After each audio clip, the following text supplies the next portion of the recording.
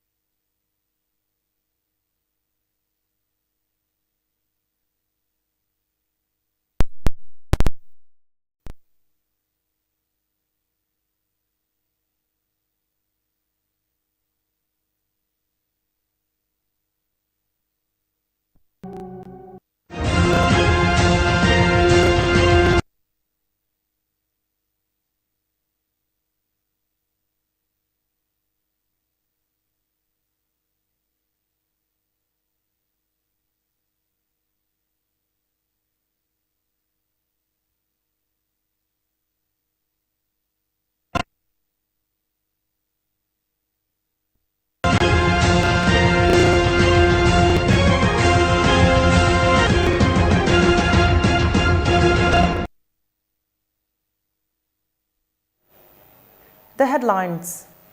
Federal government reacts to health workers' strike. Dino Melaye survives recall process.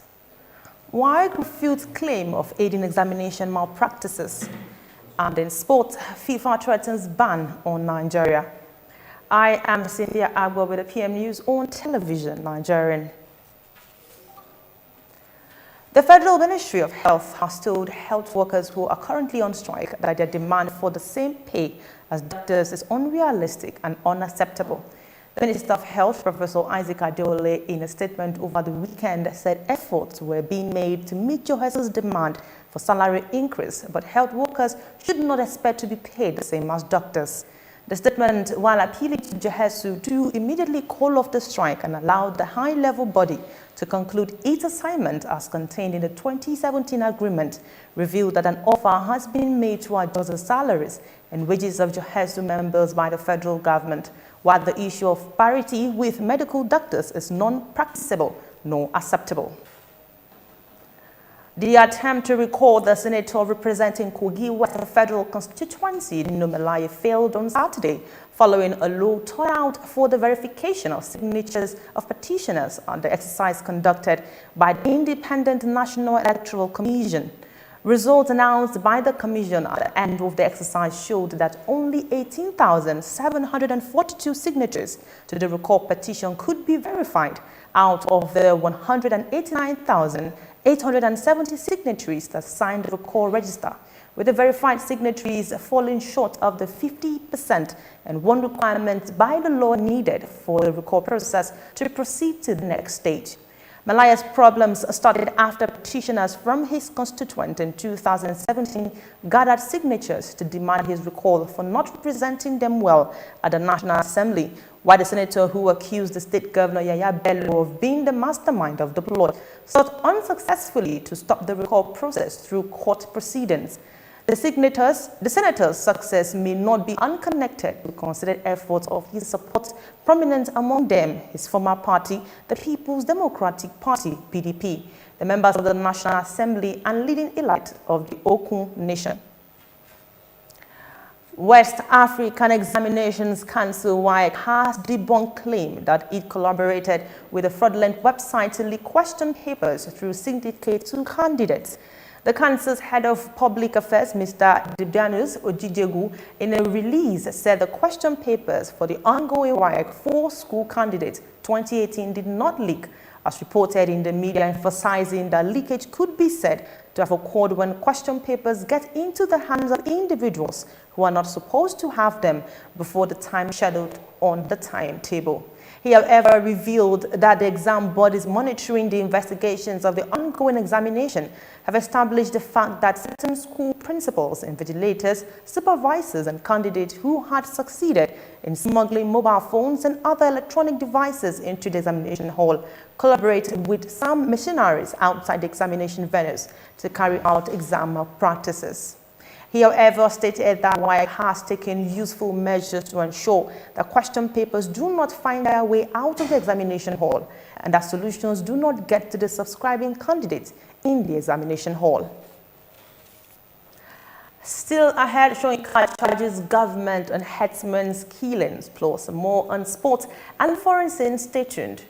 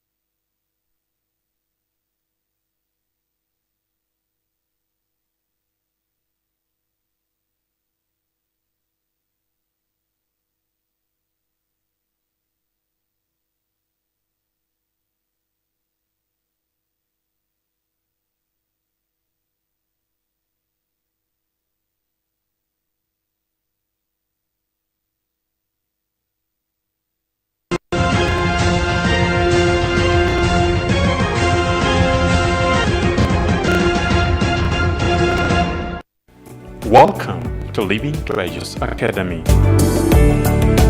Enjoy a conducive and serene learning environment. Qualified and experienced teachers. Equipped computer laboratory and library. Secured atmosphere. Extracurricular activities. An all-embracing curriculum for total development of the child. Comprehensive education for leadership. Join us today from crèche to secondary levels.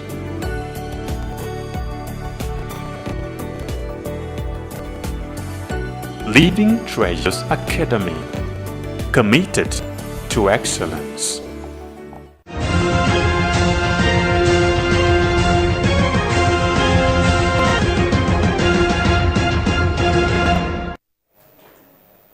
Thanks for staying tuned.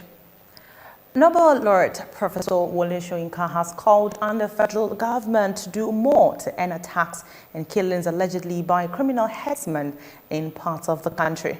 Speaking over the weekend in Lagos, Soyinka stated that recurring cases of alleged criminal headsmen unleashing terror on communities living in their trail tears and blood required lasting interventions, emphasizing that the few headsmen apprehended by security agencies were not enough to put a stop to the mayhem by the criminals.